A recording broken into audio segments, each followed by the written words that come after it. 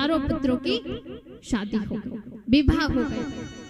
अब चारों बहुएं घर पे आई, चारों पुत्र घर पे आ गए। राजा दशरथ आज अयोध्या दुल्हन की तरह सजी है, बड़ा सुंदर सुंदर कार्यक्रम का आयोजन वहां पर किया जाए। अब आगे सीता माता, अब जैसे ही आई तो कौशल्या ने क्या किया, सीता माता को भोजन कराया। लेकिन सीता माता ने कहा कि नहीं नहीं, मुझे भोजन नहीं करना। बोले क्यों बेटा? बोले ऐसे। फिर थोड़ी देर बाद सुमित्रा आई, सुमित्रा ने कहा कि बेटा भोजन कर लो, चलो। सीता जी ने फिर से मना कर दिया, नहीं नहीं, बोले अभी मन नहीं है। बोले क्यों? थोड़ी देर बाद कैकेयी आई, कैकेयी ने कहा कि भोजन कर लो। बोले नहीं माता, मैं भोजन नहीं कर सकती। बोले क्यों नहीं कर सकती? भोजन तो करना पड़ेगा। बोले मैं इसलिए नहीं कर सकती कि मेरे पिताजी ने कहा है, जनक महाराज ने, कि जिस घर में भांजे की हत्या हुई हो, मैं उस घर का भोजन और पानी नहीं पीना चाहिए। कैकेयी ने कहा, ए बहू, वाणी को विराम दे, ये क्या कह रही है, भांजे की हत्या? बोले वाणी को विराम दे। तो कैकेयी की बात सुनकर के सीता ने कहा कि माँ, मैं गलत नहीं कह रही, इस घर में भांजे की हत्या हुई है, और जिस घर में भांजे की हत्या हो जाए उस घर में पानी नहीं पीना चाहिए, ऐसा मेरे पिताजी ने कहा था। कुछ स्त्रियां होती है जो अपने मायके के मेथड से चलती हैं, मायके में जो सिखाते वही आकर के ससुराल में करती। चाहे सास उनको कितना ही यूं कहे कि ऐसा हलवा बनाना बहू, ऐसे रोटी बनाना, ऐसे सब्जी बनाना, लेकिन नहीं, जैसा मायके में करती है सिखाते वैसे ही आकर के ससुराल में करते है ना। सही है, सही बात है। तो राधे राधे बोल दो जिनकी सही बात है। सही बात है, अब जरूर कुछ लगा कि सही बात है।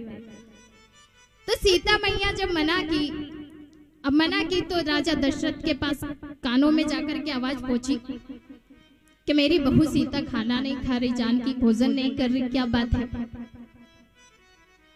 तो राजा दशरथ को उस समय की बात याद आ गई।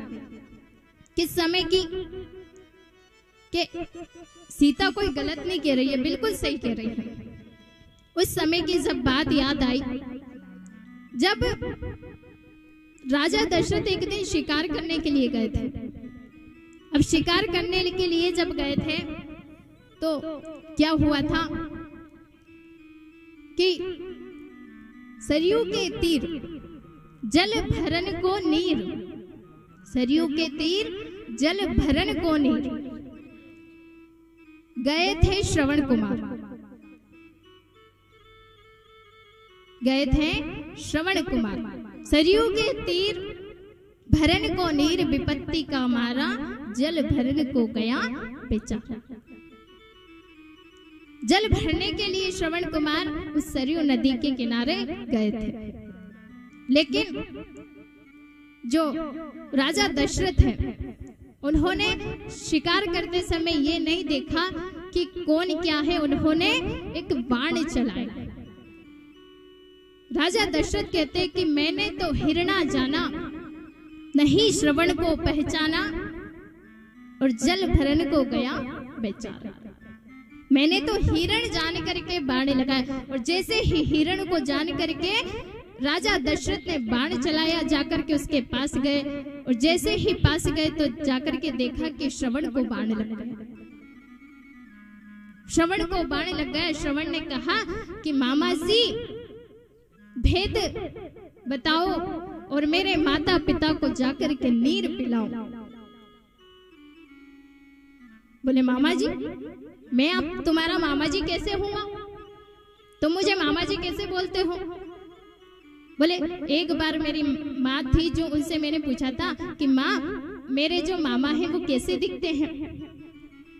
बोले जिसके माथे पर सूर्य वंश का तिलक है, बोले वो ही तेरा मामा है।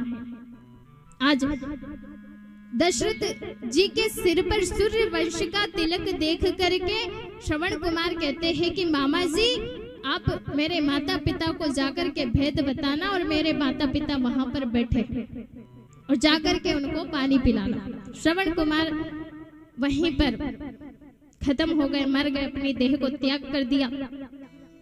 अब राजा दशरथ, देखो श्रवण ने कहा कि तिलक जो लगा है, तिलक तो प्रत्येक व्यक्ति को लगाना चाहिए, ये हमारी पहचान है तिलक। कोई ये सोचते हैं कि कोई क्या कहेगा, कोई क्या कहेगा, कोई कुछ नहीं कहता और किसी के कहने से क्या हो जाता। तिलक, हम हिंदू हैं और हिंदू धर्म में तिलक की मान्यता है।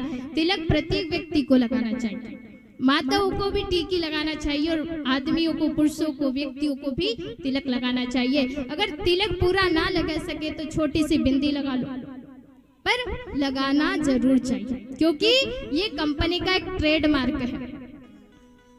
आप किस ब्रांड के हो, किस ब्रांड के हो, ये इस तिलक देख करके पता चल जाता है। वो कैसे? अब कंपनी,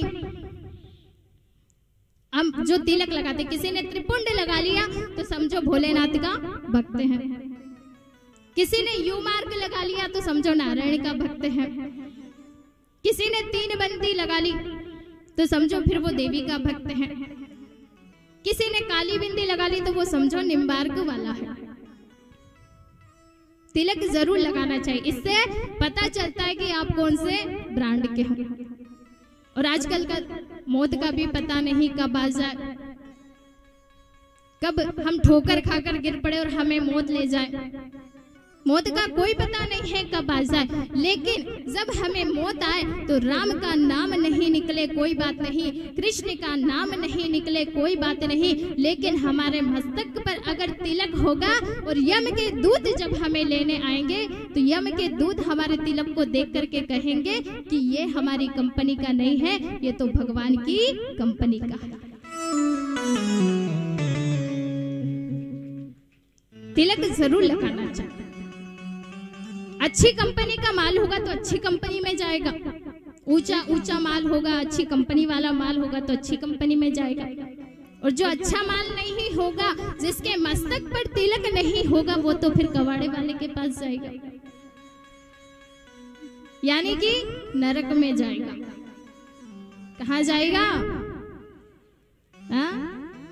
इसलिए तिलक लगाना जरूरी है, क्योंकि हमें अच्छा माल बनना है, भगवान के पास जाना, भगवान के धाम को जाना, कबाड़े वाले के पास नहीं जाना।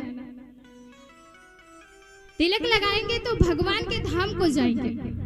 आजकल मौत का कोई पता नहीं, कब शुगर में मर जाए, किसी को ब्लड प्रेशर हाई हो जाए, किसी की एक्सीडेंट में मृत्यु हो जाए, कोई पता नहीं। सिर पर तिलक रहेगा तो यमदूत भी कहेंगे कि ये तो भगवान की कंपनी का है, नहीं तो फिर नरक में ही जाना पड़ेगा। इसलिए तिलक लगाना जरूरी है। श्रवण कुमार कहते हैं कि आपका जो सूर्यवंश का तिलक लगा है, इससे पता चलता है कि आप सूर्यवंशी हैं। और मेरी माता ने कहा था कि जिसके सिर पर सूर्यवंश का तिलक हो वही तुम्हारे मामा है। और राजा दशरथ की बहन थी एक, उसका नाम था सुहांगी और उनके पति का नाम था शांतिमन। और जब श्रवण ने कहा कि जाकर के मेरे माता पिता को पानी पिलाना, जब वहां पर राजा दशरथ गए तो जाकर के उन्होंने क्या देखा कि उनकी बहन श्रवण की माता बैठी हुई है और उनके दामाद यानी कि श्रवण के पिता बैठे हुए। तो राजा दशरथ को वो यह बात याद आ गई कि सीता कोई गलत नहीं कहती हैं, बोले सीता सही कह रही हैं कि मेरे हाथों मेरे भांजे की मृत्यु हुई है। लेकिन बेटा, इस भांजे की मृत्यु तो हो गई, लेकिन इसका कुछ तो कर सकते हैं, इसका उपाय बताओ मुझे, मुक्ति का उपाय। तो वशिष्ठ महाराज को बुलाया गया। अब वशिष्ठ महाराज जी आए तो आकर के कहने लगे कि अगर आप 1000 ब्राह्मणों को भोजन कराओगे, एक स्थान पर 1000 ब्राह्मणों को भोजन कराकर उनको दक्षिणा दान में दोगे, तो आपका जो ये भांजे की मृत्यु का जो इससे मुक्त हो जाओगे। बोले करा दे। सीता जी ने कहा नहीं। बोले क्यों, अब क्या हुआ? बोले मेरे पिता जनक जी ने कहा है कि 1000 ब्राह्मणों को मत खिलाओ।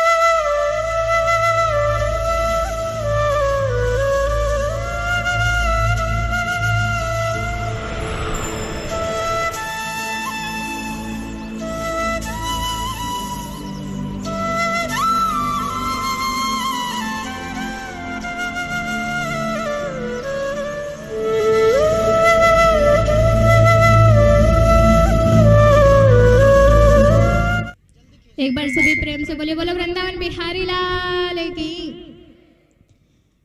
तो जनक जी महाराज ने कहा, जनक महाराज से पता चला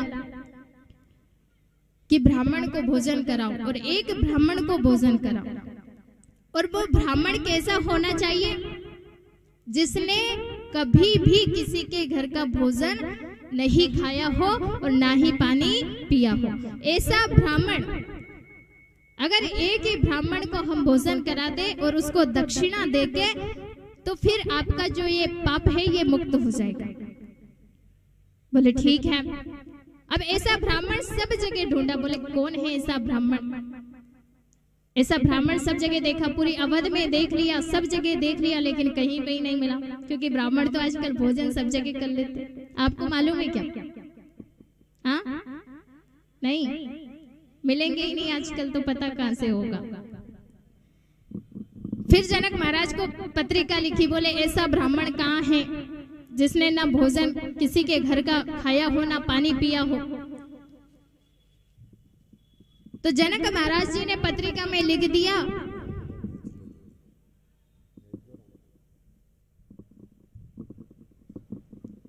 जनक महाराज जी ने कह दिया कि केवल एक ही ब्राह्मण है, केवल एक ही ब्राह्मण है जिसने ना किसी के घर का पानी पिया, ना किसी के घर भोजन खाया। और वो ब्राह्मण कौन है? बोले वो ब्राह्मण लंकापति रावण है।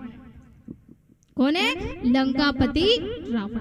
रावण अभी तक किसी के घर में भोजन करने नहीं गया, क्योंकि राक्षसों की प्रवृत्ति होती है। कौन उनको भोजन करने बुलाए? और भोजन करने बुलाए तो फिर शायद समझ लो कि हो गया उद्धार, राम नाम सत्य हो। इसलिए भोजन करने के लिए जब रावण को बुलाया गया, अब दौड़ी दौड़ी वो जो पत्र लिखा राजा दशरथ ने कि हे लंकापति रावण, एक समय के लिए आपको हमारे घर भोजन करने आना। कितने समय के लिए? केवल एक समय के लिए, क्योंकि राक्षस है। कहीं दो समय नहीं, केवल एक समय। कहीं राक्षस है और कहीं कह दिया कि भोजन करने के लिए आना, तो कहीं अपने घर ही आकर जम जाए तो क्या करेंगे? तो क्या लिखा? एक समय तक। तब से ही यहाँ परंपरा चली आ रही है कि विवाह में भी हम लिखते हैं कि सुहानी शाम से ढलती रात। कई राक्षस आ गए तो इसलिए जब से यहाँ परंपरा चली, तो रावण को भोजन करने बुलाया, लंकापति रावण को। मंदोदरी के पास वो जो पत्रिका थी वो पहुंची। मंदोदरी जानते हो कौन थे?